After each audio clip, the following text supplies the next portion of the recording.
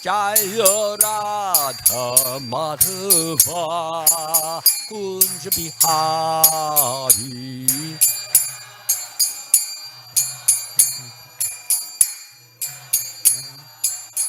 Jaya Gopi Jana Vallabha Girivardhari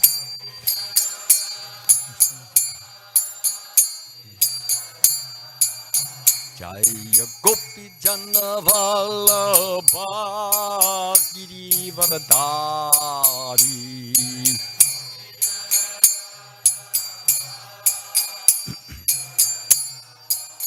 Yasura Nandana Vijana Rangjina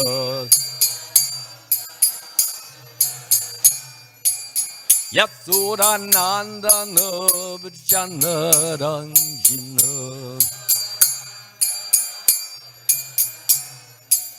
Yamuna Tira Vanachari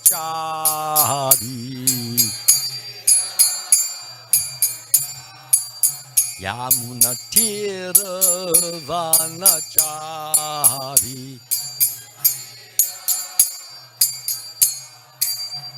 Jaya Radha Madhava Kunja Bihari Jaya Radha Madhava Kunja Bihari Jaya Radha Madhava Kunja Bihari Radha Madhava Kunja Bihari Jaya Gopi Jana Vallabha Girivardhari Gopi Jana Vallabha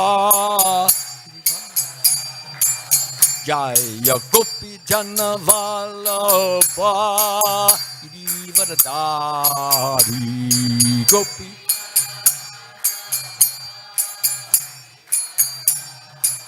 Yasoda Nandana Vijana Rangjana Yasoda Nandana Vijana Rangjana Yamuna Tira Vanachari Yamuna Tira Vanachari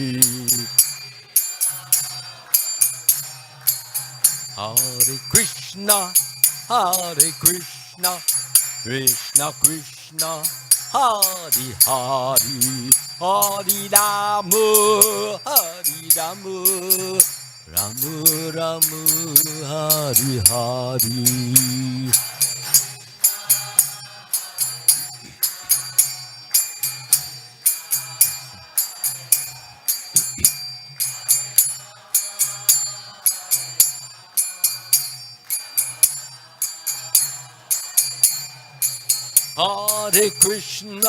Hare Krishna Krishna Krishna Hare Hare Hare Rama Rama Rama Hare Hare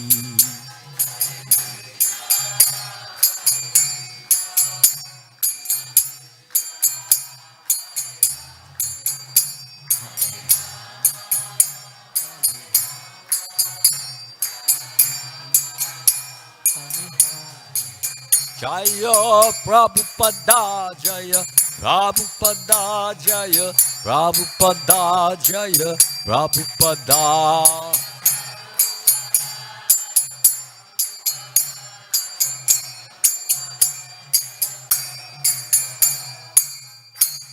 Jayam Vishnupad Paramahansa Parivajakacharya Astatara Sati Shri Srimad His Divine Grace A.C. Bhaktivedanta Swami Srila Prabhupada Ki Jai ISKCON Founder Acharya Srila Prabhupada Ki Jai Samaveda Bhaktavrinda Ki Jai All glories to the assembled devotees All glories to the assembled devotees All glories to the assembled devotees And all glories to Sri Sri Guru and Gauranga.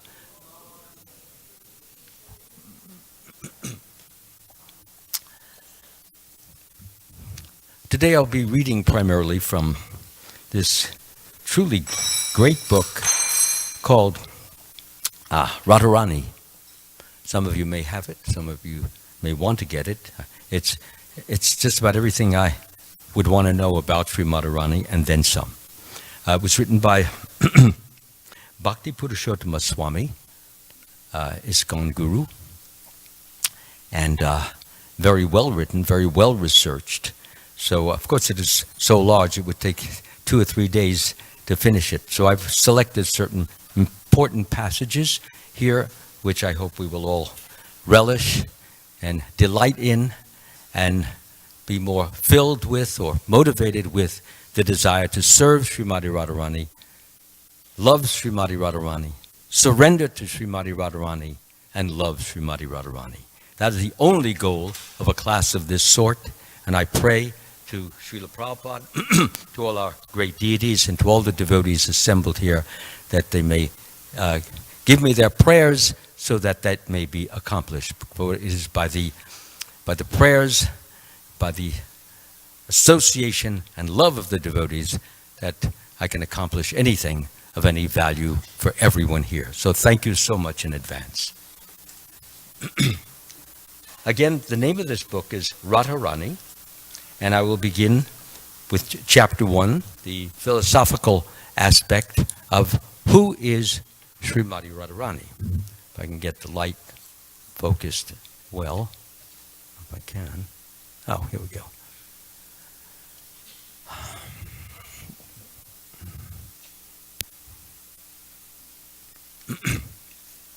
People in general do not know about Radharani. Radha Tattva, Tattva means the truth. The truth about Radha is a very confidential subject matter, which is hidden even from the Vedas. As a result, there are many misconceptions, or no conceptions at all, about Radharani. Srila Prabhupada says, the two transcendentalists, Radha and Krishna, are a puzzle to materialists. The description of Radha and Krishna from the diaries of Srila Swarup Damodar Goswami is a condensed explanation, but one needs great spiritual insight to understand the mystery of these two personalities. So I just read from the Chaitanya Charitamrita Adi Leela 456 purport. Radharani is not some ordinary lady, or even some special lady of this material world with whom Lord Krishna was having his pastimes. She is the pleasure-giving potency of the Lord, rendering service unto him eternally in the material and spiritual realms. In his book, Sri Chaitanya Charitamrita, Krishnadas Kaviraj Goswami has explained about Radharani by quoting a verse from the diary of Srila Swarup Damodar Goswami.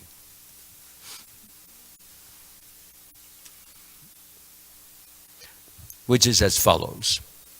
The loving affairs of Sri Radha and Krishna are transcendental manifestations of the Lord's internal pleasure-giving potency. Although Radha and Krishna are one in their identity, they separated themselves eternally.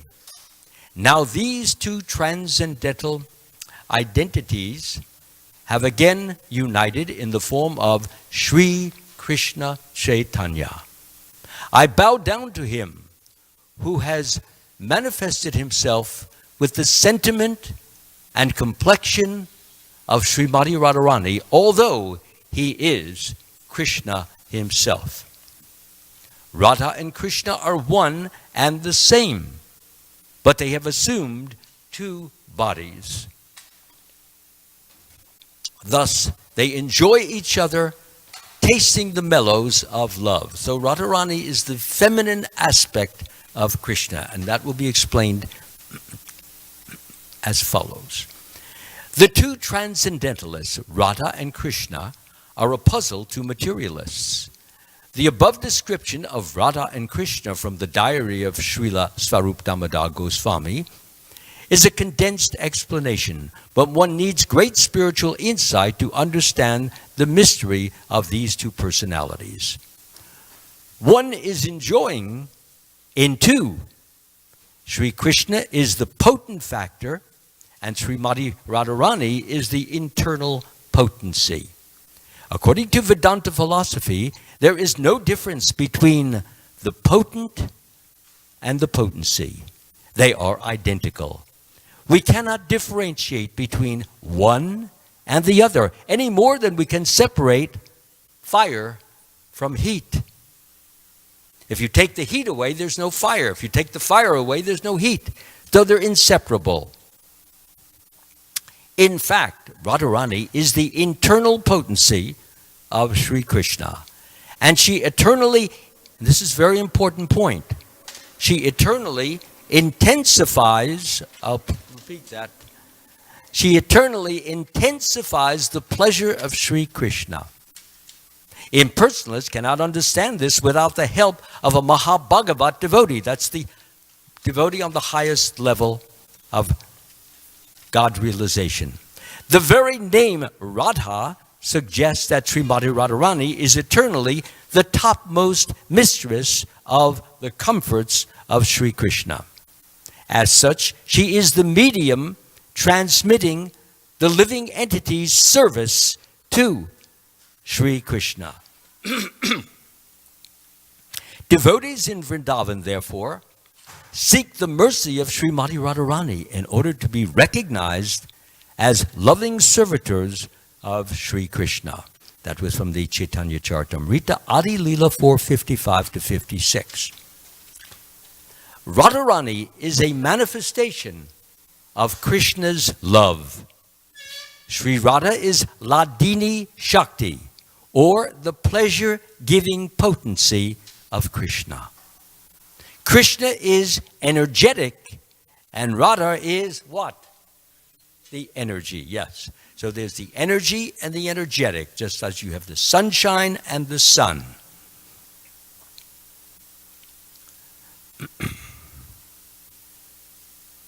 Radha and Krishna are one Atma in the sense that they are Shakti and Shaktiman, energy and energetic. Even though they are one Atma, still, from time immemorial, they have manifested in two different forms in Goloka Vrindavan to do what? To enjoy pastimes, sweet pastimes. Swayam Bhagavan Krishna has unlimited potencies categorized in three divisions. The internal potency, or Antaranga Shakti, the external potency, or Bahiranga Shakti, and the marginal potency, or Tatastha Shakti. The marginal potency is Jiva Shakti. That's all of us here.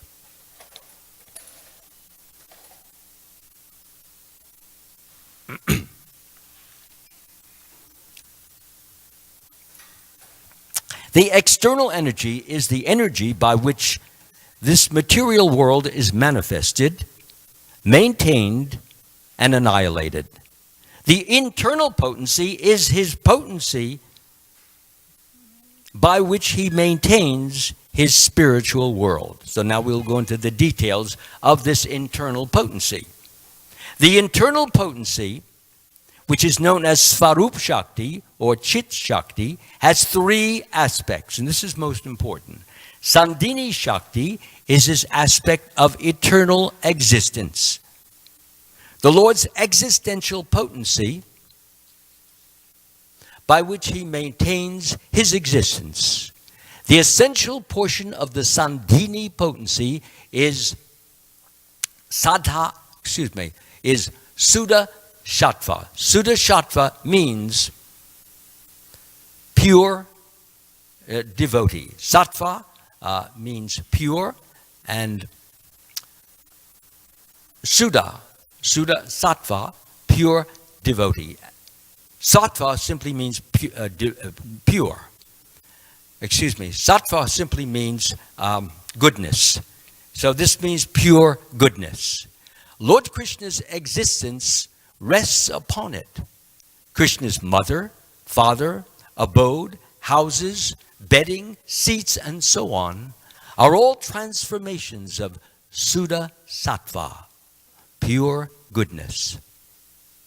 Samvat Shakti is his aspect of cognizance or cognitive potency, which is also accepted as knowledge, by which potency the Lord knows himself and causes others, like us, to know him.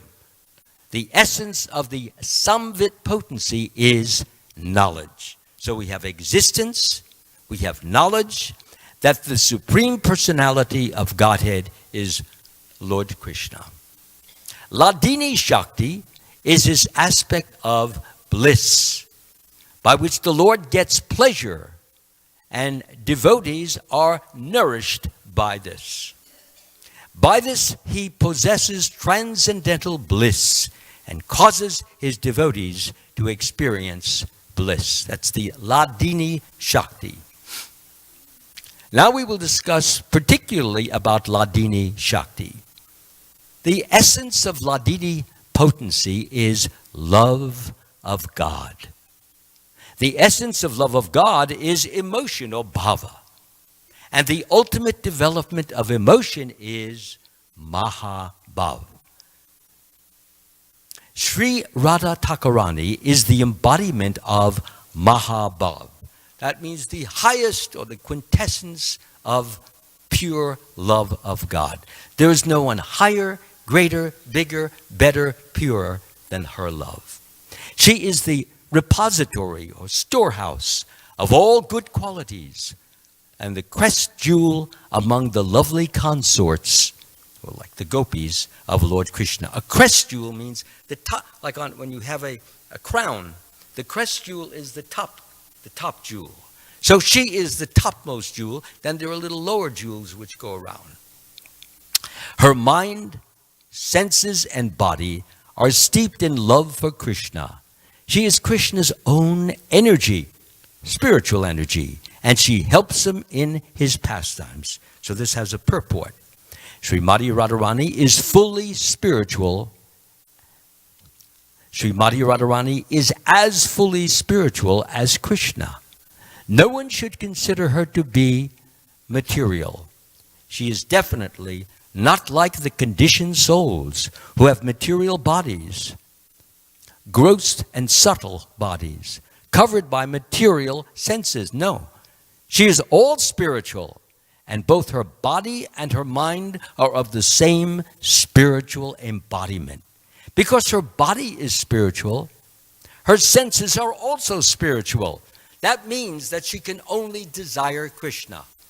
When a person's senses have become totally, completely spiritualized, then your attraction has to be to Krishna. Most of us born in the material world, our senses are attracted to matter or material things. But as we go through or practice the process of purification, chanting Hare Krishna, hearing the Srimad Bhagavatam, associating with devotees, worshiping the deity, living in the holy Dham, glorifying the Lord, worshiping the spiritual master. As we do that, a purification takes place. And that purification that takes place gradually results in having pure senses. Pure senses means that all we want to do with our eyes is look at Krishna. With our ears, hear about Krishna. With our tongue, taste Krishna prasadam. With our skin, touch things connected with Krishna. And with our nose, smell flowers which have been offered to Krishna. So who can name that great king who practiced all of these which I've just mentioned? King Ambarish, yes. King Ambarish was a king, and yet he was a master of all of this. So our focus has to be to gradually, slowly, but surely purify the senses. And by doing the things that I just mentioned, the senses automatically become purified. Thus her body, mind, and senses fully shine in love of Krishna.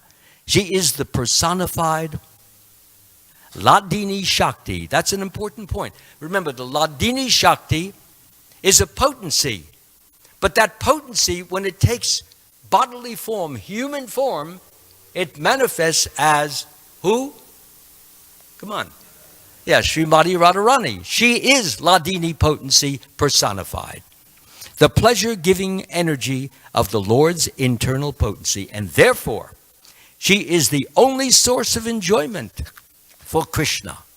And what about the other gopis? Well, they are her expansions, so Krishna enjoys them as well.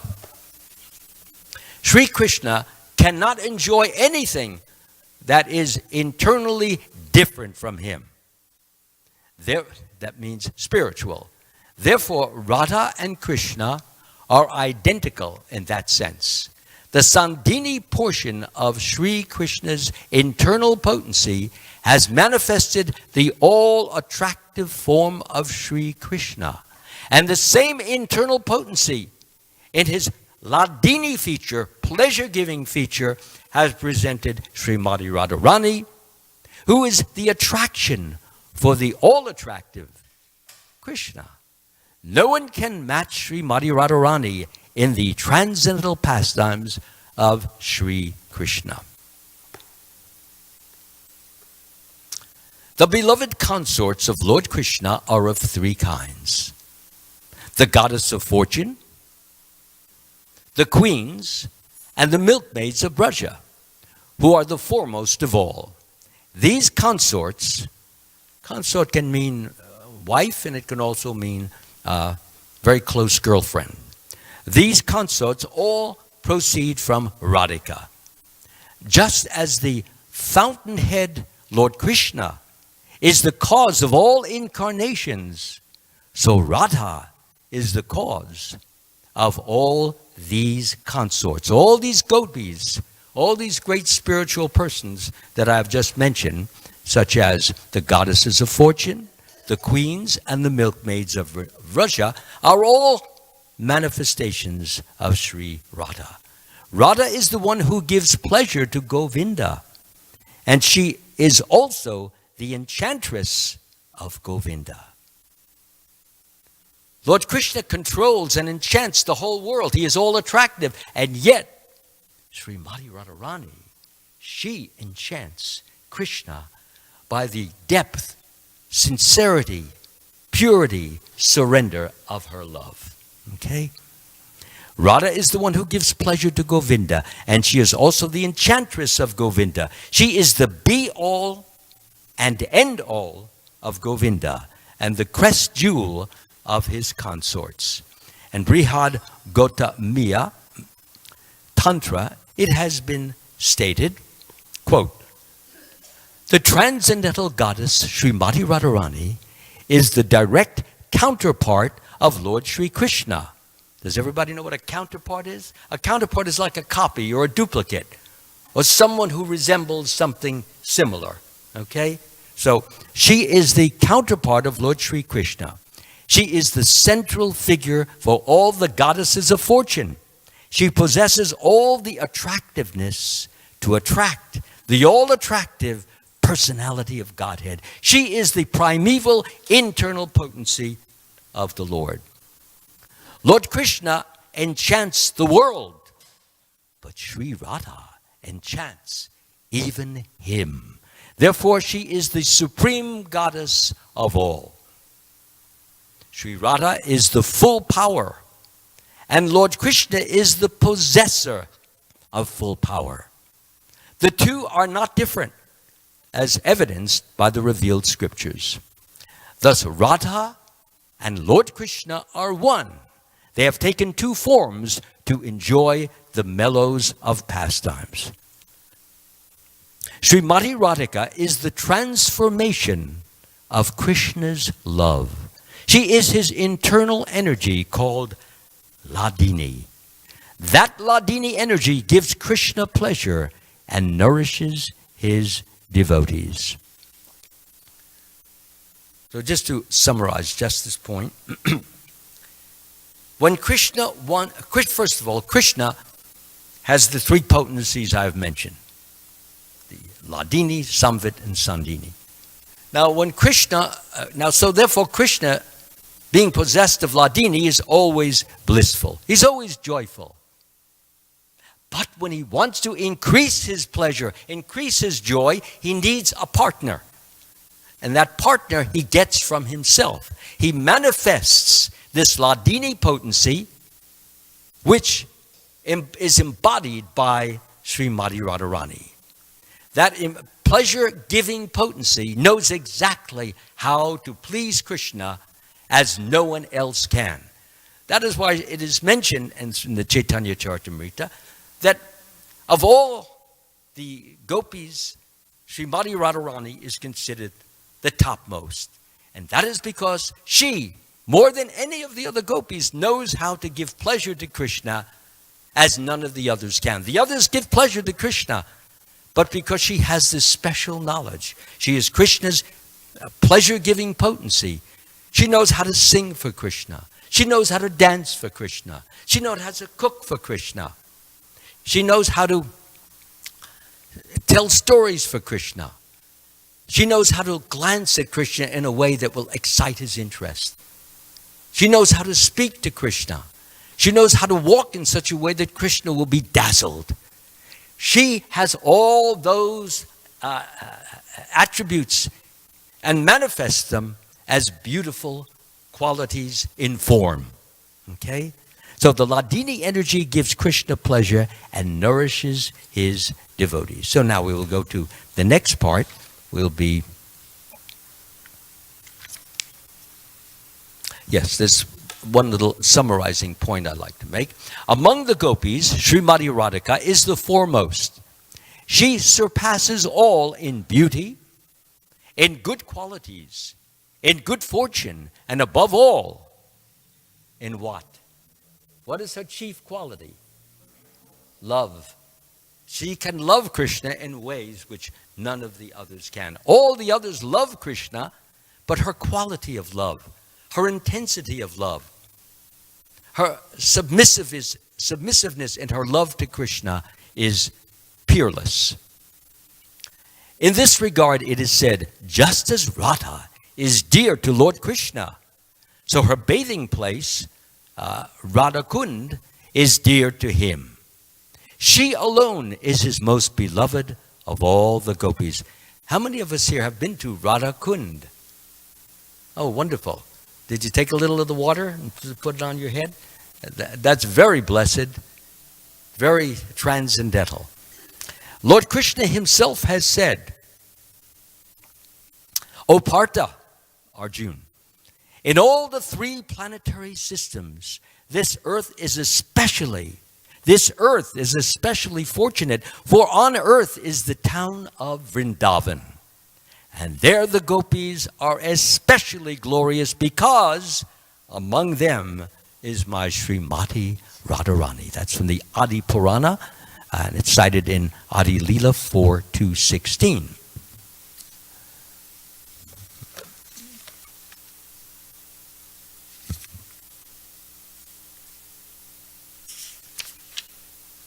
Yes.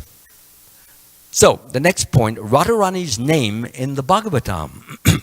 Some of us may be wondering why her name does not appear in the Bhagavatam. She's never called Radha, but it is mentioned by our acharyas that when Krishna, during the first Ras Leela night, he was dancing with all the gopis, but he took one of the gopis aside and then went into the forest with her to enjoy further personal pastimes with her, and that gopi was Radharani. So it mentioned that Srimati Radharani's name is not directly mentioned in Bhagavatam, and thus it is often found that unfortunate people do not accept her. You know, they say, well, her name is not in the Bhagavatam. Why is she so important? But Gaudiya Acharyas have given different reasons for why Srimati Radharani's name is only mentioned indirectly. In this regard, Srila Sanatan Goswami in his Brihad Bhagavatamrita has mentioned, please excuse me, has mentioned Maharaj Pariksit told his mother Uttara, O mother, my Guru Dev, Srila Sukdev Goswami, has not been able to mention the name of any gopis when he was describing Srimad Bhagavatam. The reason for that is, if he would pronounce the name of any gopi, then in their remembrance, he would feel acute burning love, and thus he would feel very much ecstasy, which would make his throat choked up and make him unable to recite the Bhagavatam. Thus, it would not be possible for him to continue recitation of Bhagavatam. Bhagavad Katha would be disrupted. That's why during the description of the different pastimes like Rasa Leela, though he has explained their great mood of love, he did not mention anyone's name. Srila Shukdev Goswami tried his best to not mention any gopi's name.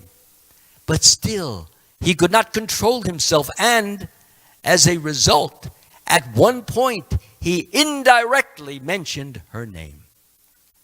When Sri Krishna disappeared from the Ras Leela, all the gopis were searching for him. At one point, they saw the footprint of one gopi along with the footprint of Sri Krishna. The gopis said, "Certainly, this particular gopi has perfectly worshipped the all-powerful personality of Godhead Govinda, since he was so pleased with her that he abandoned the rest of us and brought her to a secluded place." In this verse, Srila Shukdev Goswami has used the word Anya Aradita. In this word Aradita, Radita, Radha, Shukdev has mentioned the name of Radha indirectly. So he didn't get overwhelmed with bliss, although he did feel bliss in just thinking about Radha. So now we go to the next point.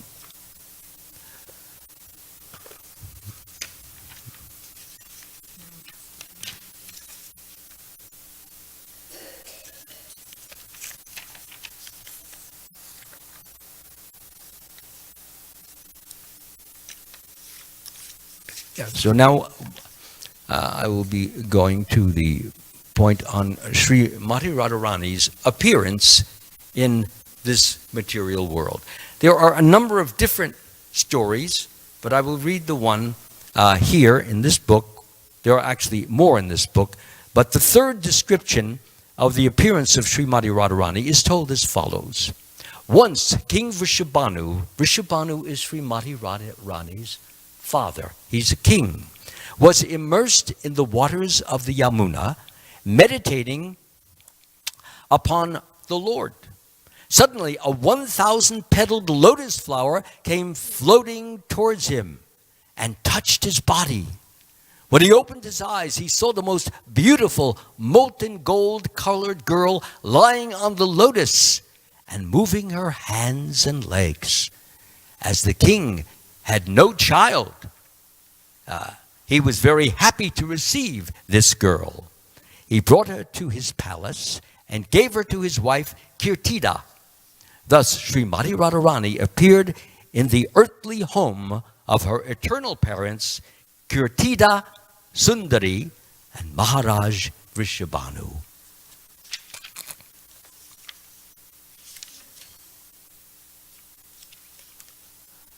The color of Srimati Radharani's body. The bodily color of Srimati Radharani is like new Gorachana, or like molten gold, or lightning in its static form. By the way, a name Radha means lightning. It also means success. Radha means success, and Radha means lightning. Gold or lightning in its static form. The form of Radharani is supremely radiant and effulgent due to her apurva rupa madhurya. The sweetness of her beauty is ever increasing so that she always looks more beautiful than before.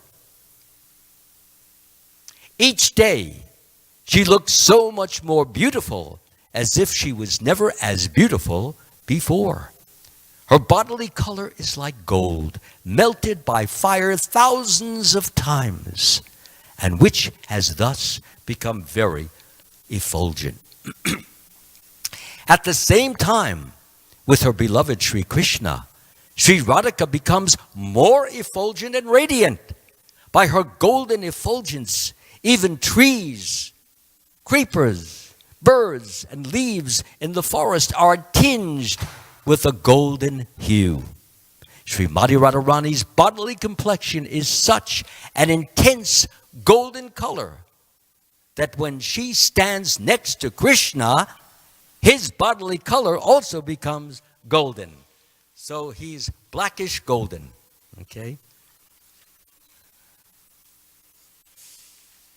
Now, Srimati Radharani has 25 particular qualities. Those qualities, by the way, if you want to gaze at them or study them or look at them, at the back of the room on the left-hand side, looking out, you'll see like a chart.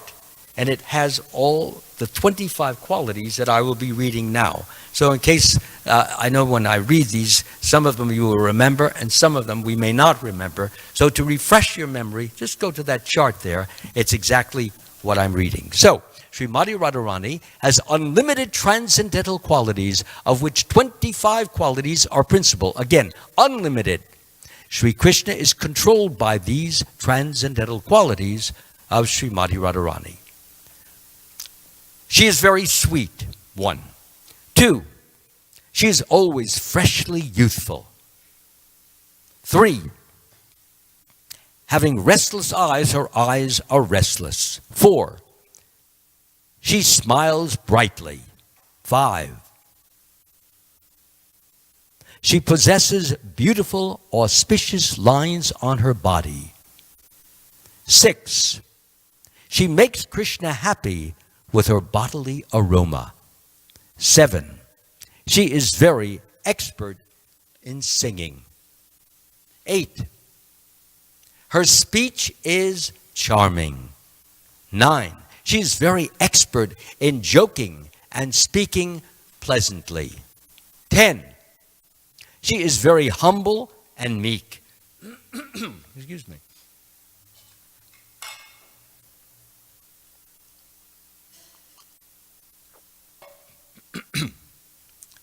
9, she is very expert in joking and speaking pleasantly. 10, she is very humble and meek. 11, she is always full of mercy. 12, she is transcendentally cunning. Not like a materialistic lady, but it's transcendental. All for the purpose of making Krishna happier and happier. He's always happy, but she makes him happier. She is expert in executing her duties. She is 14, she is shy. 15, she is always respectful. 16, she is always calm. 17, she is always grave. 18, she is expert in enjoying life. 19, she is situated in the topmost level of ecstatic love, or Mahabhav. 20, she is situated, this is repeated, there must be some difference in it, but it's not given here. She is situated at the topmost level of ecstatic love. 21, she is the most famous of submissive devotees. That means whatever Krishna wants, she will do. If it means her life, she will give it, as long as it will give pleasure to Krishna. And in the pastime that I will be narrating in a little while, we will see how that is in manifestation. 22, she is very affectionate to elderly people.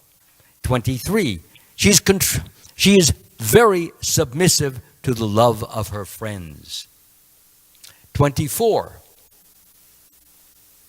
she is the chief gopi.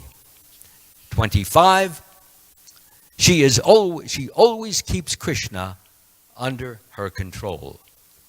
So those are the 25 qualities of Srimati Radharani. Now we will go to a very, very fascinating pastime, which I will read.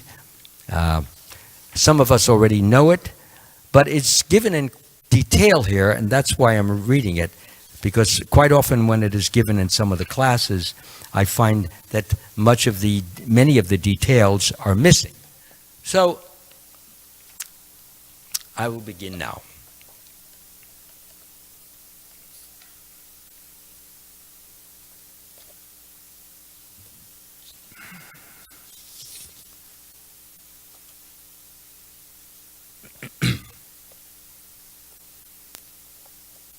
Once Narada Muni went to Dwarka to meet with Sri Krishna.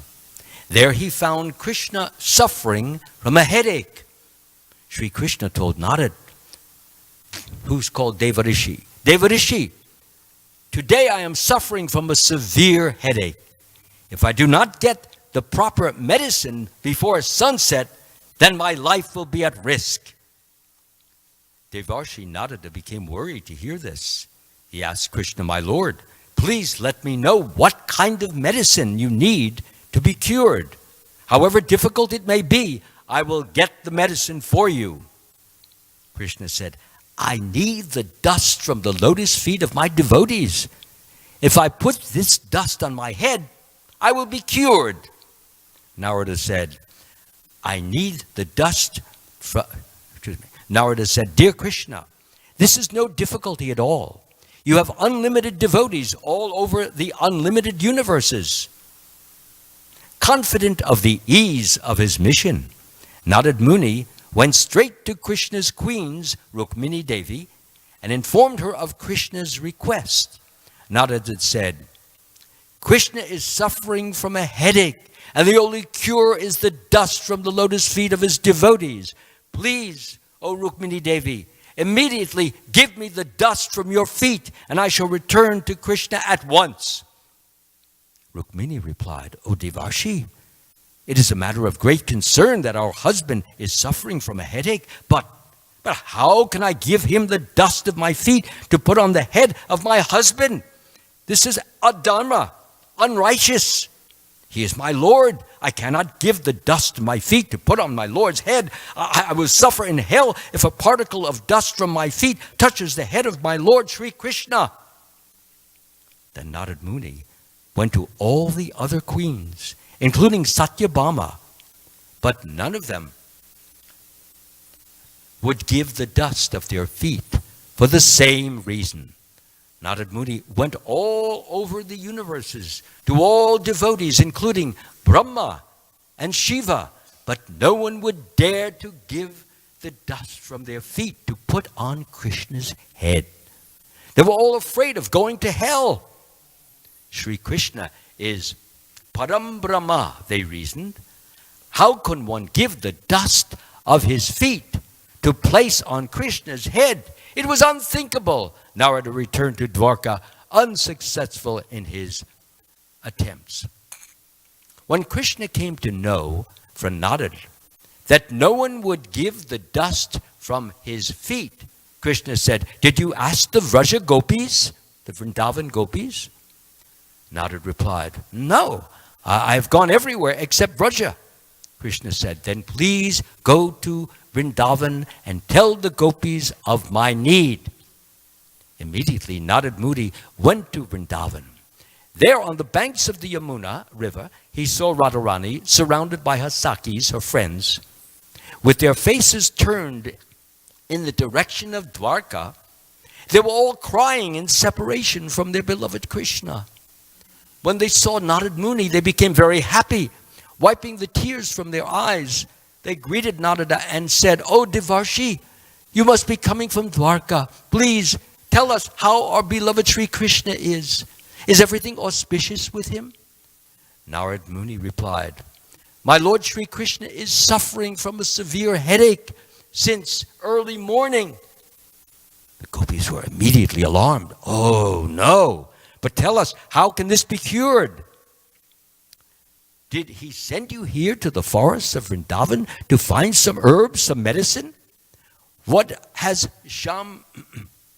Shamasundara asked for? Let us find it for you at once." Narada said, "Yes, my Lord has said if he can get the dust from the feet of his devotees, that will be the real medicine for him. But it went to all his devotees all over the universe, and none agreed to give the dust of their feet. Oh, gopis of Vraj, if Krishna does not receive this medicine by sunset, his life will be at risk. Srimati Radharani said. Devarshi nodded. What kind of devotees are we? We are not great devotees of the Lord. Still, if he has mercifully considered us as his devotees, then immediately we are ready to give the dust of our feet. But how will you carry it? Narada said, I will carry it with great devotion. Immediately Radharani collected the dust of her feet and gave it to Narad Muni. Thus encouraged by their dearmost Saki, all the gopis then gave the dust of their feet. Narada was surprised that the gopis so willingly gave their foot dust for Sri Krishna's head. He thought to himself, well, these are simple cowherd girls who surely do not know the reaction they will incur when the dust of their feet touches the head of Lord Sri Krishna. He said to the gopis, Dear Vraja Gopikas, are you aware of whom you are giving the dust of your feet to? Lord Krishna is worshipped by all the great demigods like Brahma and Shiva, and great yogis and rishis are meditating on his lotus feet. Even these great personalities did not dare to give the dust from their feet for the head of Lord Krishna. They know the reaction is that they must go to hell. Do you know you will suffer this reaction? With one voice, the gopis replied, Yes, we know of this strange arrangement. If by giving this cure for Krishna's headache, we will have to suffer in hell eternally, then we will happily make this special contract with Yamaraj and go to Yamaloka. In exchange, we simply want to see that our most beloved, who is our life's breath, become cured from his headache. His happiness is our life. Our satisfaction is to see Krishna always happy. If we must go to hell, we do not know any pleasure other than the pleasure of Sri Krishna. What does it matter if we go to hell? We have anyway offered our very lives to Krishna. But now, we must not waste any more time discussing this. You should go immediately to Dwarka and give this dust to our beloved Krishna. Narada Muni immediately left for Dwarka, carrying the foot dust of the gopis on his head. He was in great ecstasy to be carrying the rare treasure. When Narada reached Dwarka, Krishna smiled and said, Narada, you have brought the foot dust of the gopis. Now my disease is cured. Just see, Narad, you consider yourself a great devotee of mine. Why could you not give the dust of your feet at the beginning? However, this has taught you one thing. Now you should know, these gopis of Vrindavan are my greatest devotees. They have given me their life, their life, their life. So that is the end of the pastime, and that is, we can learn so much from it. Here, all of these sophisticated devotees were thinking in terms of the scriptures, that, if we give them the dust, then we'll go to hell. But the gopis couldn't care less about going to hell. They were willing to fry 1,000,000 times in hell as long as Krishna was cured, Krishna was pleased, Krishna's headache went away, Krishna was happy. And that is what our aspiration has to be. We have to aspire to want to give up the life, give up our body, give up our mind, give up our feelings, give up our intelligence for no other reason than to give pleasure to Krishna. And that is the sum and substance of Bhakti Yoga. Thank you very much. Hare Krishna. Yes, sir. Thank you, Maharaj. That was a beautiful reading. Just one question about just something you just read at the end there. Was the reason Narada Muni didn't give the dust from his feet because he was afraid, like the queens of Dwarka, that he would go to hell as a result of that? Or was it because he didn't consider himself a devotee? Well, that's implied here at the last thing that I read. Krishna was sort of chastising him. You're a devotee, and why didn't you give the dust? Basically, he said. And that's implied that, well, of course, he didn't want to go to hell, you see. But it's not stated exactly. Okay. There are other possibilities there. He may have already known what Krishna's angle was, that he wanted to show that these unsophisticated, unpolished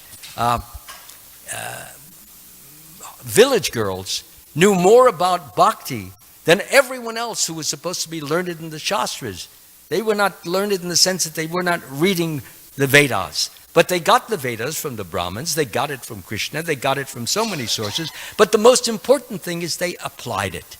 They utilized it to the benefit of their beloved Lord Krishna, and of course to their benefit, which meant that they became even more in love with Krishna because Krishna gave in more blessings, they drowned them in more ecstasy so that they could feel his holy presence even more palpably.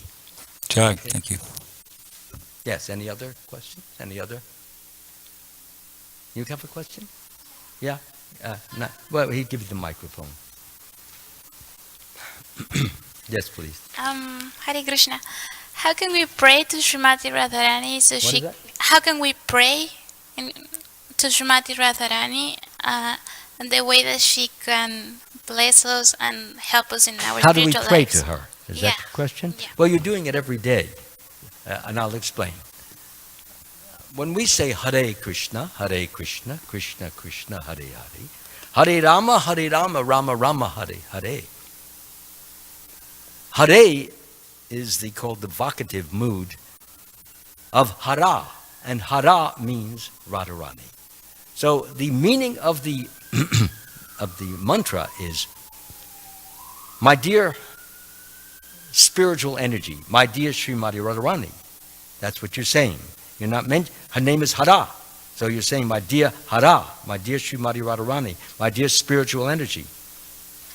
Please engage me in Krishna's, the all-attractive, and Rama's, the all-pleasurable, transcendental loving service.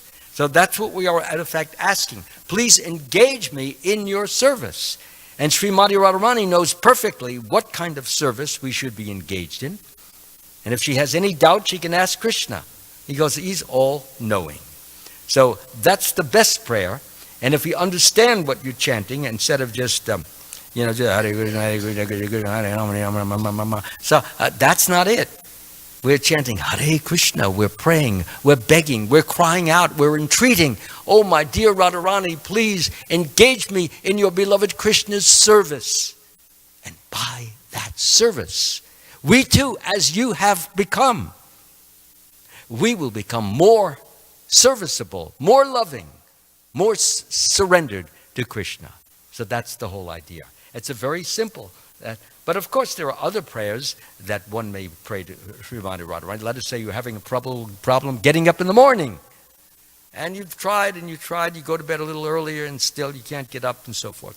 So finally, you prayed to Krishna for a month and you're still not getting up early. So you go to Srimati Radharani. My dear Srimati Radharani, I can't get up at 4 o'clock. I open my eyes and I fall back to sleep. This is my situation. So I fall back into sleep. So what can I do? Please help me. Open my eyes and open my mind. Give me vitality, give me vigor, give me energy, give me zest so that I can go forth to the morning program, take my shower, jump up and down. Please help me. So she can give her blessings. And if she gives you her blessings, you'll be jumping out of bed. You'll not be rolling out or lazily getting out, but you'll be really up and doing. I know I'm talking from some experience. Yeah. So she is ready to give help if we ask her. She is very soft-hearted. And sometimes Krishna deliberately doesn't give his blessings so that we go to her and see how great she is. Or sometimes she will, if it's something that only Krishna can do, then she will beg Krishna, please, this devotee, he's so sweet, so kind, so submissive, so loving. Please grant him what he's asking. It's a spiritual request. Why are you denying him? All right, I'll give him. He listens to her Because he's controlled by her. By her what? Her love. Her love. And that love is something we should aspire after. Although nobody can be equal to her, we could all be growing closer and closer to her. Okay? Any other question? Yes? No? Is that it? I'm giving you three seconds. 1, Hare Krishna. 2, Hare Krishna. No hands going up. 3, Hare Krishna. Oh, I see a hand jumped up. Of course. Prem Sankirtan. Yes, please come close, Prabhu. Yeah, Hare Krishna. Sometimes Nice I have class. a problem with your accent. Krishna is all-knowing, and What is that? Krishna Yeah. is all-knowing, He's alone? all-knowing, knowing. I'm not No, knowing he the knows word. everything. All-knowing. Can you tell me? All knowing, yes. Okay. Go ahead. So Radharani, he created Radharani. So he should know these 3 reasons why is, Srimati Radharani has so much love for him. These 3 reasons why he appeared like Chaitanya Mahaprabhu. So is it he just makes show then he don't know about these 3 reasons to appear like Chaitanya Mahaprabhu, or he know that from in the first place? Or is just his pastimes? This is why he appeared like Chaitanya Mahaprabhu. He knows, but externally. When you say the 3 reasons, I didn't give those 3 reasons. They are in the Chaitanya Charitamrita, but you are referring to, what Prabhu here is referring to, is there are 3 reasons why Krishna manifests himself as Chaitanya Mahaprabhu. That is where Krishna reunites with his Ladini potency. So Lord Chaitanya, although in a male body, manifests the female emotions of Radharani. For the prime reason that he wants to know what Srimati Radharani's love feels like. He knows what it feels like to be loved, but what does it feel like to have that love? So he has to be her. He has to have her feelings to know that. Second of all, Srimati Radharani tastes a sweetness from Krishna that only a lover of Krishna can taste. She knows that sweetness. And Krishna wants to know, what does my sweetness taste like to Srimati Radharani? So in order to know that, he has to be in the mood of Srimati Radharani, and that's what happened. Lord Chaitanya tasted his own sweetness. And third, but not least, what does Srimati Radharani's bliss, what does it feel like? What is she experiencing?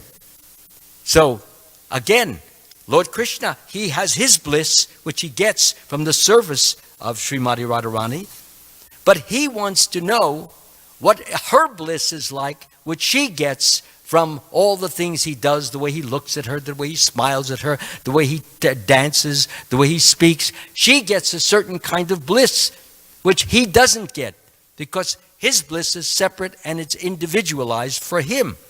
So in order for him to know what her bliss is like, he has to be in her mood, her sentiments, her feelings, and that's why he manifests himself as Sri Chaitanya Mahaprabhu. So he had to have that experience, although he knows about it from an observational point of view, not from an experiential point of view. Okay? He needs to experience it.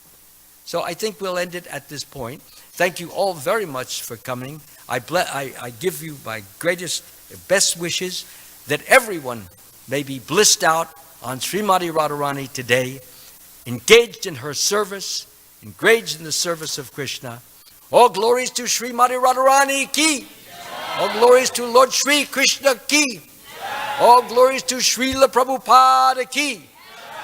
Hare Krishna. Thank you.